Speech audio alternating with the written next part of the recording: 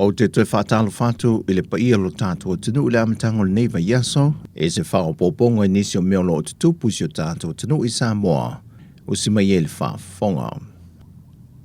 Ua whaamaunia mai le sui kom sino mtanga rengo leo leo, papali i Mona Lisa tia i keti. O leo to aito nu il whalpui tan malala, se tasi o ano lea tinu i a Tala le leipaunga, e nofu tau fie i lalo le vāwa ainga leo leo. E tādi ai lea so mua lea whātu langa le whaam sinonga, e a mata su e ilana mata opo. O paunga pe o nei loa le telo tala wa wha i loa lunga o peng te wha i langi. E toa wha i eilan tau ia na mōlia, e le taupulpulenga e wha o le maliu i le sa a vea mapa le mio lea tunu. Tu le e palupe soli ai sai le maliele ngoi. O le isi to tolu e au fie maltamai a malele paulo, o le ua wha mao nia la tau sori ngā tūla whono ma ua wha whale pui na nei i tau sanga ua wha tūlanga ina. Ai o le tamai a paunga na taunu mai whaatasi ma leo sa malanga i Australia i le wha ai unga le vaiason te nei e au maia i lalo le so ta inga vao ma loe lua i mata aupu tau sori ngā tūla whono. Na whesiringia lau tu stala le sui kom sino mtanga rengo leo.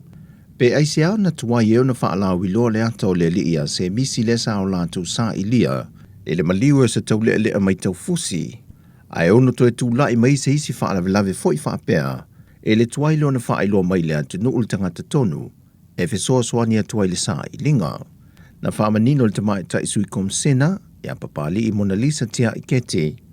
O le whaatuai o na whaalau i loa le mtanga luenga atau le ata le vau.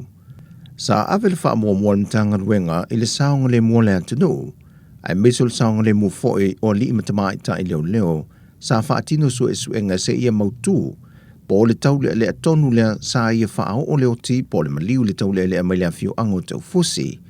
Au le tue sili o na sa ili pe wha mao nia leo, o wha amtalanga sa wha o atu e nisi, o lo o wha au pengaina se la au maa losi.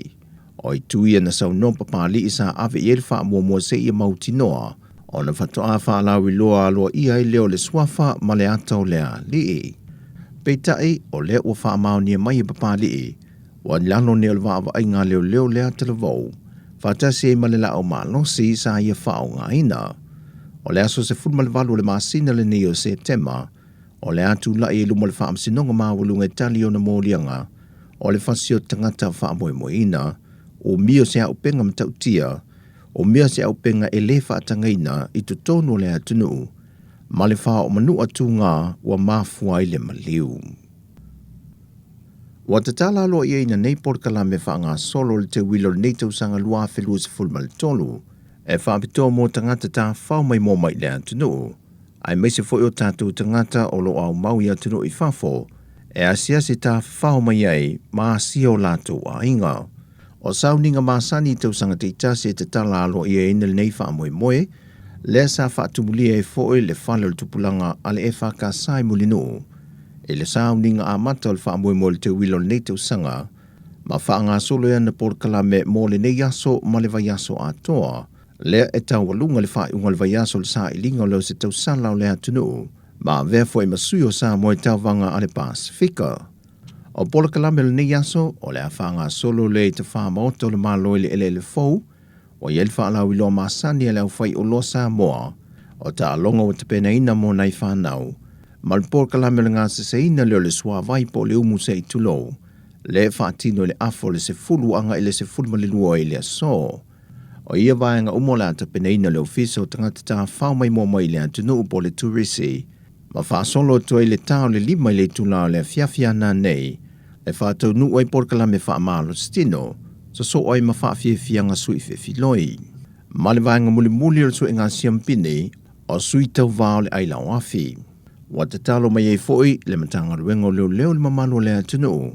E nei mawhai o na ngā lulue whaatasi mō le saunga le mue le ngata o tātou lava tangata, o whanau, ai whapea foi tangata tā whao mai mō mai lo tātou atunu. Ona o le alanga tūpelea e sa saa mai molo tātou te mao ainga e whesoa soani ia tātou ati nae. O le sunga le whawhenga ia Freddy Soalo, o se tasi leo tamali o le atunu o lo te lela na whesoa soani, e alo mawhana o le atunu o le lo o malanga atu i ngā ruenga whaawai teimi Australia. O le tamaya Freddy Soalo, o whailolo na tūla i lea mō alo mawhana o lea tunu e vai vailinga ngana whaperitania. E tali ai i o lātou whaamsinonga e mata aupu o loo mōli ai. Whailolo il pa anga whaamoimoina tātou telefou. Wa manuia leisi whinaunga ale sunga Soalo, e leisi fuen whaamsinonga le vaiaso taluai na wale ai se whaasalanga tōru māsina na ave se Soalo lea tunu una mōlia. Ai wana o le sala tupe e whase lau tāla e tutongi, ai leisi soltu la fono ua whaama wina. Peitai o lo iei fo i leisi a tali Sāmoa, e ono toi tipo ti mai lea tunu ono o mōlianga e lua se furu wa whaie whaasanga i a te ia. O le tua lalo le sunga le whawhenga Soalo, mo alo uma lea tunu e maua hawa noe malanga tui ngā ruenga whaawai teimi te tonu a Australia. E leo se mea mātango fia le sa ilingo ia whenga ai o isi e le a tole tolu tausanga ma le iwa masina na malanga atuai, ai walapila pelo la to wha awa wino ngā ruenga, e soli ngā tūla fono wā awhi ai. O isi whawhi tauli, e le i umale te misasa i nia i whenga inga manisi o whalwhai ngā ruenga, ai wa se e atu isi whalwhai ngā ruenga e le au mai e nā company, wha amao ninga te tau, ma whenga inga sao la to o sia. Ma o ia tūlanga pe a whaia mana o le tangata e toi suia le mea whainga luenga ai, e te tau lava ni toi fwoi mai lea tunu, ma toi tā pēna tuai i au wala whaatū la whono ina. O tāna fwoi mai Sāmoa, manuia ni ia solo tātua tunu, whaasoi fwoi ia.